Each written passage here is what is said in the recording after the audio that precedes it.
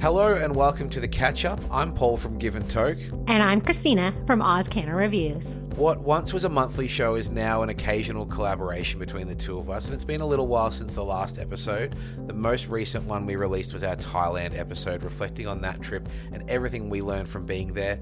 And this time we're doing something a little similar but a little closer to home. Christina, you and I, we both spent the week in Brisbane for United in Compassion, which is one of the biggest cannabis events in Australia. It is a conference that brings together patients, doctors, prescribers, clinics, anyone in the space that wants to be there can be there. Now, we're not really going to do a conference recap per se or break down individual talks unless there are highlights. We more just wanted to kind of highlight the experience of being there in Brisbane, the conversations we had, the people we spent time with, and what it feels like to spend time around community that cares about the same thing. So before we get started, you can get in touch with us by emailing giveandtoke@gmail.com or AusCannaReviews@gmail.com. And you can also follow the links in the show notes to find out more about the work that we do when we're not doing this show. Because if you're not following AusCannaReviews, if you're not following Give and Toke, you are missing out on an essential piece of the cannabis conversation. But enough from me. Christina, nice to be back with you. Paul, it's always a pleasure to come together and do this show with you. Old friends, no matter where we are in the world, we kind of always ending up back together. And it's really nice. We did spend practically a week together in Brisbane, doing our different bits and pieces for our respective work, but spending some time at UIC, spending some time at events, and it's kind of nice to come together now and share our feelings. How is your vibe post-conference? How is your post-conference recovery? Oh man, I am still very much in recovery mode for sure. Yeah, no, I overall I had a blast. I had a really good time, but yeah, definitely in recovery mode still. Yeah, it's like you go at 110% for a week, and then you need a little bit of time to kind of come back to earth and come back down from all that smiling and socializing. I know I certainly do. Oh, I couldn't agree more, sir. I couldn't agree more.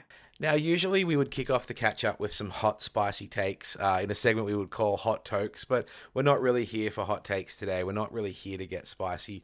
We kind of want to spruik the amazingness of our time in Brisbane. So in lieu of Hot Tokes, Christina, would you like to kick it off by sharing, just some of your highlights from the event, some of the things that really stood out from you, whether it was in UIC itself or just our time in Brisbane?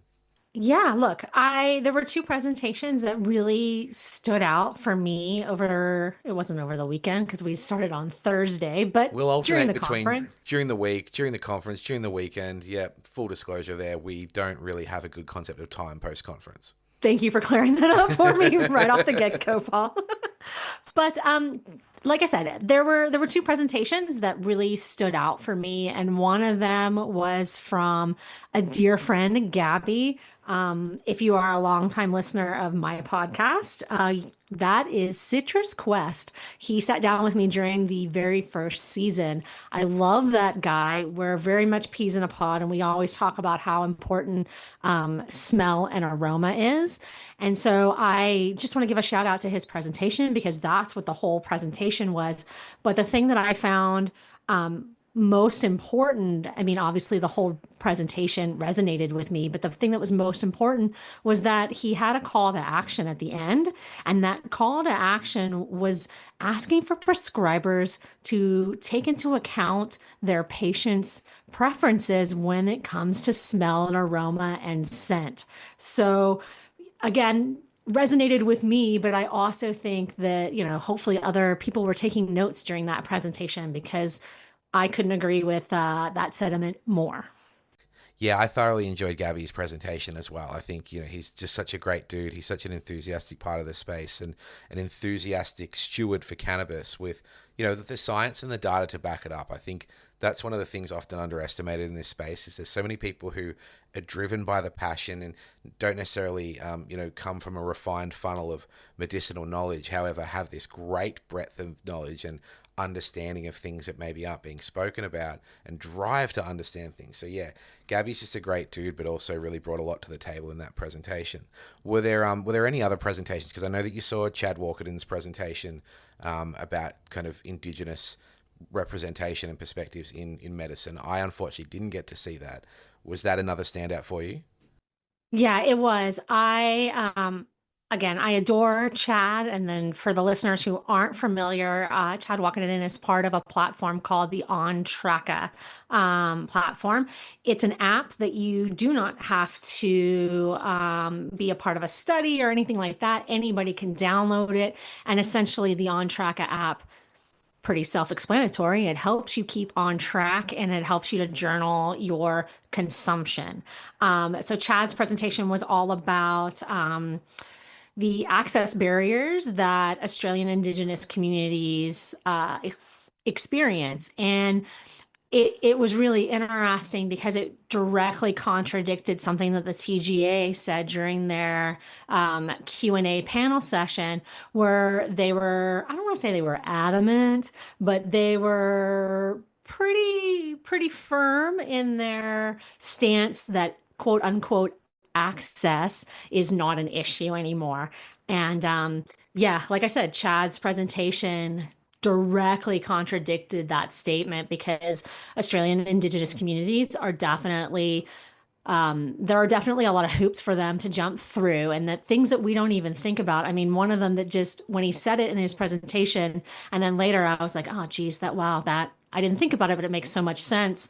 One of the things that he was talking about is that, you know, for you and I, we get e-scripts and all these things, and we do all of this stuff online. But if you're in rural outback Australia, I mean, come on, your internet is questionable at best. So, like I said, I found that presentation very eye-opening. And it's great because it's really an area that's untouched and uncovered. There's more and more people wanting to speak about the Indigenous experience of healthcare in general, but then honing in on cannabis. There are some companies popping up that really care about supporting those communities and using those stories to build their brand. And I'm really proud to see that, but it's definitely an emerging area that hasn't had a lot of attention. So stoked to see a great dude like Chad bring that to the table and raise that as part of the conversation.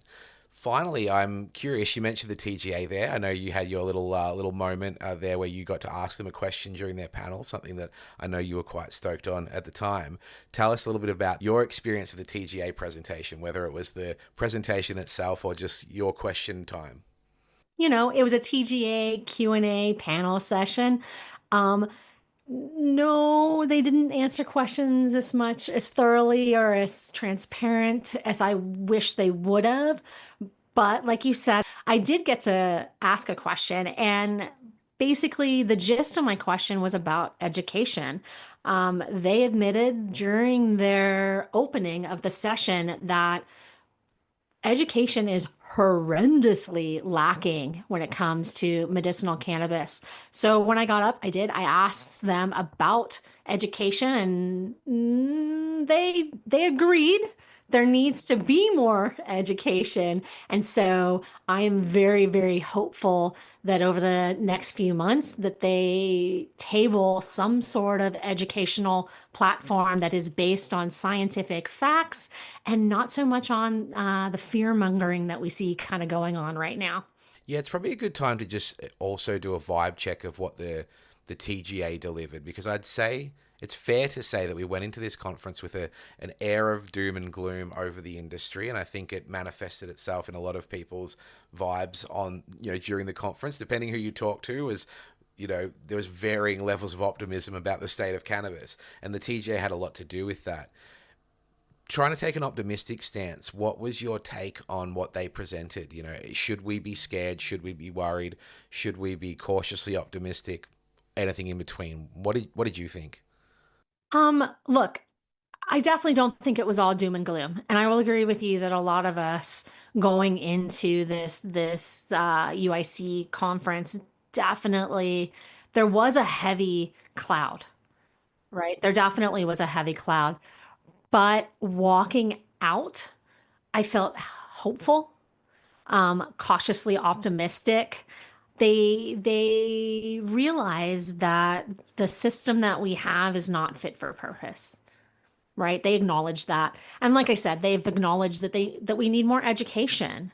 And so I guess we'll see where it goes next. Oh God, don't hold me to this, but I don't think they're gonna start taking away products and start pulling things off the shelves, like flowers going away. We're only going to have this. I didn't get that vibe when I walked out of the presentation. Like I said, I got the vibe that they realized that some reform needs to happen, and hopefully that reform starts happening. They did, admit that they're limited in what they can do, and that on some level, quote unquote, government needs to step up. And I think the valid criticisms still stand. I've had multiple guests on my podcast who are far smarter than I, who have said far more intelligent things about the TGA consultation. Mimi Senna has shared that it did not consult enough patients. Rachel Payne shared that a 10-year evaluation is a great idea. It just perhaps shouldn't be on the back of a media fear campaign. I think it is important to stay cautiously optimistic. It is the system we've got. It's often a square peg in a round hole. My takeaway from it was to, yes, be cautiously optimistic and don't be as afraid of some of the critics of cannabis. Don't be as concerned about their influence over the review. It does seem that the TGA wants to improve this system rather than take it away. So, we may have to eat our hats or eat our words or whatever it is, Christina, but at this stage, we value our ability to try and see both sides of the story. We are patient advocates first and foremost, but we also understand that there are kind of rules to a game here. And so we try our best to understand both sides. So let's keep our fingers crossed that what comes out of this consultation are positive changes that allow improved access, even though they think that access is completely fine, that we hope that it's continued progression of our industry and of our space rather than regression. We don't want to fight to conserve. We do want to fight to progress. So fingers crossed. Hey, let's stay optimistic, and listeners, let us know how you're feeling about that, particularly if you're in the room. I think there are a lot of feelings about this review and this consultation. I'd love to hear more from people that were in the room, perhaps if they thought a little bit different to you and I. Yeah, for sure. If you were in the room and you were a part of that Q&A session, please do drop into the comments because I'd love to hear your takeaway from it. Yeah, spot on. Well, again, we're not making spicy hot takes here, but there's a few things that I want to share that, I really took away, that really sat with me now that we've been home for a few days. And I'd say that there's this really emerging clear concept of what cannabis community is. I think to me, that's long been an abstract concept, but I'm now starting to see it's the people who truly understand the plant, deeply care about it, and understand that, even if this industry isn't what we want it to be, we can still fight to create space and to create moments of joy and passion and love for this plant, even when it's so strictly medicinal. So I just had so many meaningful moments with people, really lovely one-on-one conversations, really deep connections, almost like deep year 9 party D&Ms with people that you've, finally connected with, or your friends on the internet and you finally met in real life. I just had so many lovely moments, and a standout part of that was booze was not a part of those moments, so whether it was perhaps sharing a nice little bit of cannabis together in a social setting, but really not even to that extent. It was about the love people have for this plant. So throughout my week in Brisbane, I just got to spend time with so many wonderful people that make me feel good about cannabis, that make me feel good about the space, make me feel good about myself, and I guess most importantly are off doing wonderful things. Like, you and I went to the launch of the Ruby Mary Botanicals Bang product, and that was just such a lovely, like, gentle, soft, present night, booze free, women talking about, intimacy and sexuality and things like that. Things that could typically make a bloke a little bit uncomfortable was truly one of my highlights. Was that, I'm sure that was a highlight night for you as well. Oh my gosh, yes. Hats off to Kyla and Ruby Mary Botanicals. That night was just, it was magical in the sense that it was so grounding to start the UIC like chaos, Yeah. right? Like you were saying, it was, I mean, I don't want to say it was quiet. It wasn't quiet because all the like the lights were on. It was bright, it was engaging, but it was a very mindful space. And so it was lovely to stand in that space, listen to the story about where Ruby Mary Botanicals came from, Kyla's struggles from, the legacy market and whatnot. I just, it was a magical way to remind myself kind of why I wanted to be a patient advocate, why I wanted to get into this space, right? Because there are good people doing good things that I like spending time with. Yeah. And like I said before, depending who you spoke to gave you a different indication of where the industry is at. There are serious challenges and struggles in this space right now. The regulation or the potential changes to the regulation is something that has scared patients and prescribers. We know that doctors are dropping off, patients aren't necessarily filling the amount of scripts that they were. People are concerned. There is an air of uncertainty to this.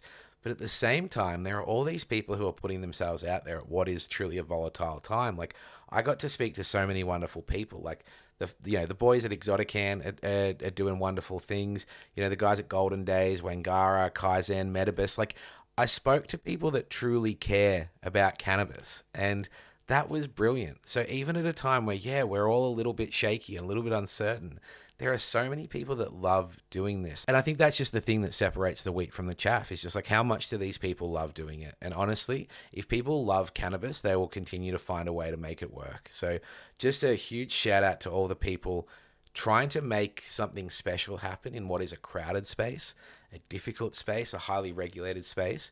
There are still plenty of people who give a shit, for lack of a better expression. No, I think you're absolutely right. I think over the next year we are going to see some wankers, if you will, fall off. Yeah. But I do think the people that are showing up for the right reasons with good intentions and good heart are going to keep showing up, and they'll keep moving us forward. So those were some nice little reflections there, Christina. I thoroughly enjoyed walking down memory lane with you there about our lovely week in Brisbane. We're going to head towards the end of the show with just kind of a bit more of a rapid fire. Now, I know rapid fire to you means different things than it means to me. If anyone listens to Christina's pod, you know that a rapid fire segment can end up being about 20 minutes.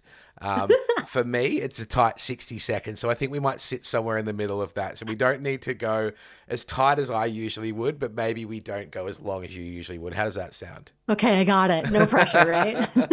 There's no countdown timer on this one, but we'll keep it tight.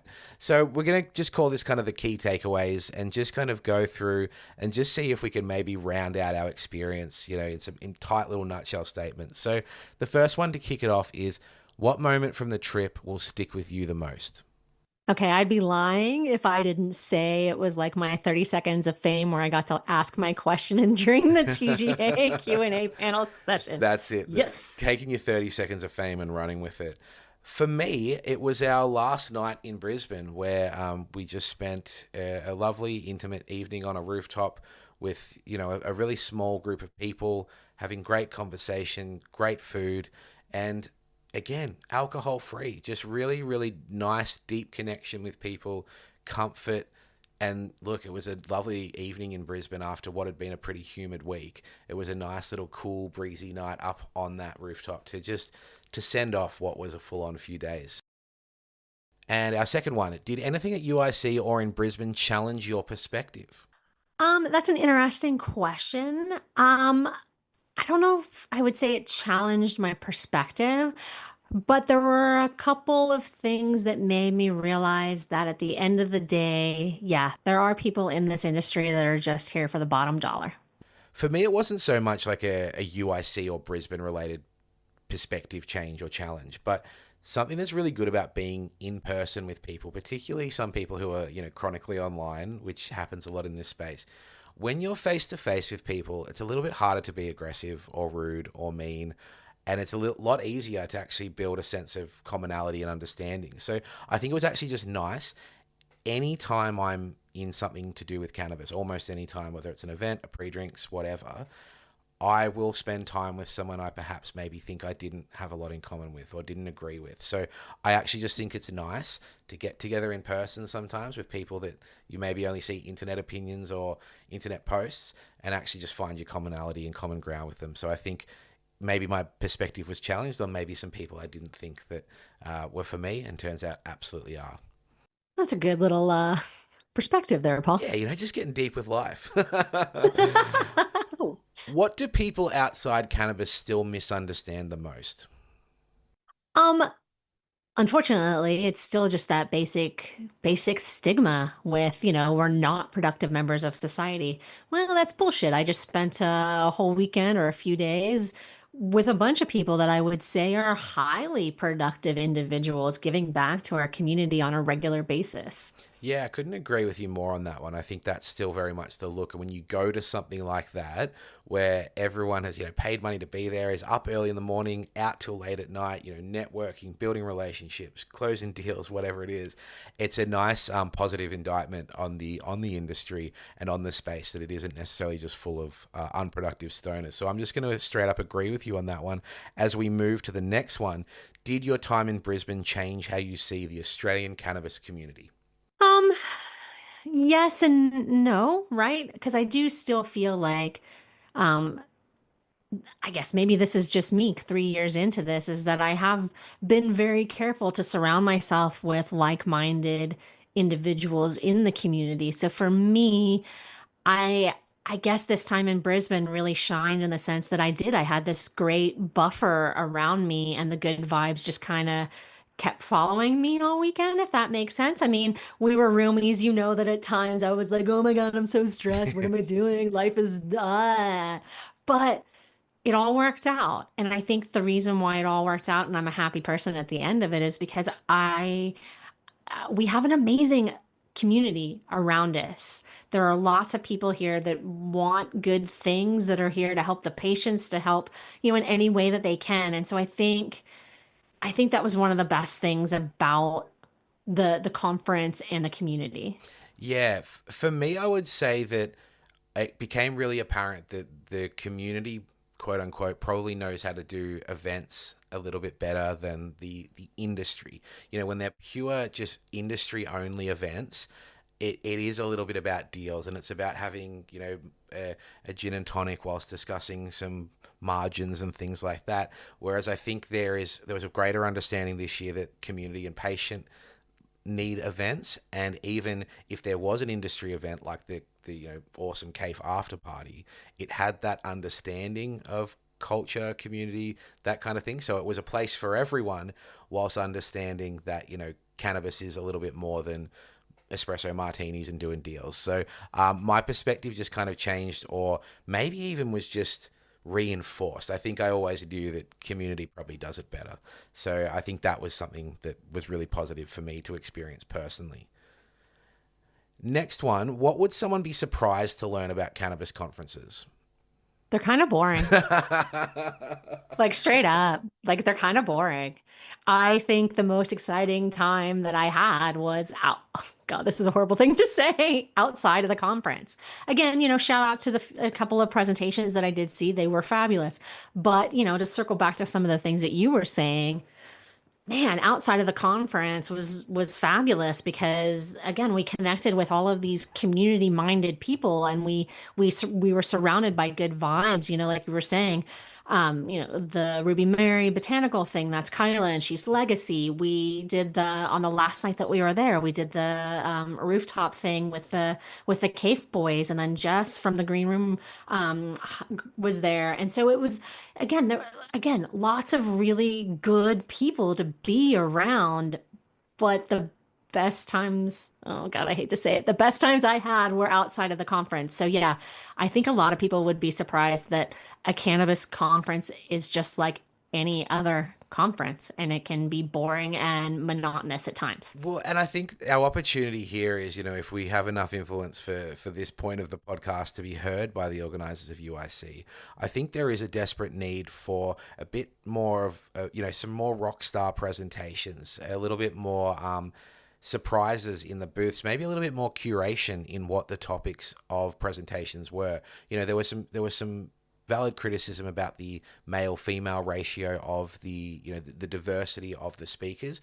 I'd go a step further and say that it felt a little bit like, a lot of the same, a lot of what has been seen at previous UICs.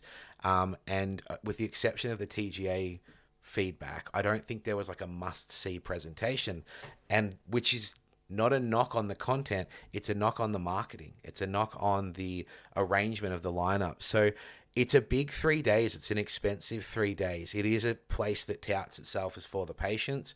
I would love to see maybe a little bit more dedication to improving the patient experience, because, I've got people sliding into my DMs that spent $1,200 to come, and they felt a little isolated. They felt on their own, they felt a little bit aimless. It is very much an industry place, despite the fact it's for everyone. And I would love to see maybe just a little bit more of a concerted effort in more rock star presentations and a little bit more welcoming and place for the patients. Give them something that only they can get. Make their $1,200 worth their while, because it's a hell of a lot of money to spend just as an enthusiast of the industry. So, not knocks on the UIC or the organizing folks, just some, hopefully some constructive suggestions there.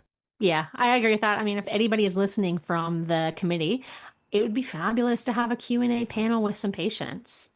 Nailed it. There you go. There's one tangible idea straight away. All right, Christina, what keeps people in this space when it's this hard? Love for the plant. Yeah, love of the game, passion. There's not really much else to it. You need more than that. You need strategy. You need standard operating procedures. You need to do business in a real way. But yeah, love of the game. Couldn't agree more. What's one thing you wish people who weren't there could have seen? The camaraderie, because there really was. Again, there was a bit of doom and gloom. Yeah, the industry can be a little cliquey here and there. There are good players and bad players, all of that jazz. But at the end of the day, we're a good bunch. I like that a lot. And I've got nothing else to add. I think that's really, really nice. I think that sentiment has run through this episode. It is all about the people. It is all about the relationships. So lovely. Finally, Christina, I've got this locked and loaded. The question is, describe UIC in 3 words. For me, cannabis school camp. I always make this joke. That is what it feels like. We go up there. You're on the plane with people. It's like, you're off to school camp. Oh, yep, there's the cool people. There's the bullies. I'm going to go to archery whilst they're going canoeing. It's a hell of a good time. So how would you describe UIC in 3 words? As somebody who spent many a summer at sleepaway camp in the Texas Hill Country, I can't argue with that. It is very much like cannabis camp. It really is. And now I'm at a loss for my own 3 words. I hate you. I hate thought you. they were going to be Christina's 3 words. You've heard it here first. The end of the catch up. The end of this collaboration. She hates me. Yeah. Mic drop. I'm out. No, here I was thinking to myself 3 individual words to sum up the thing, but no, you just got to come in and give me a whole thing to sum it up. All right. UIC in 3 words would definitely be hectic, hopeful, humid. Nailed it. Oh my God. Nailed it. Christina, you are a Queenslander, but you know that the Brisbane and Toowoomba weather ranges are different. I just haven't experienced anything like it. I'm like a dog with a bone with that. I cannot get over it. We were getting Ubers for 12-minute walks, because it was so gross. Look, every time I get in an Uber or a DD in Queensland, someone tells me that I'm from an absolute shithole in Melbourne. Look, Queensland, I love you, but that humidity, hell no.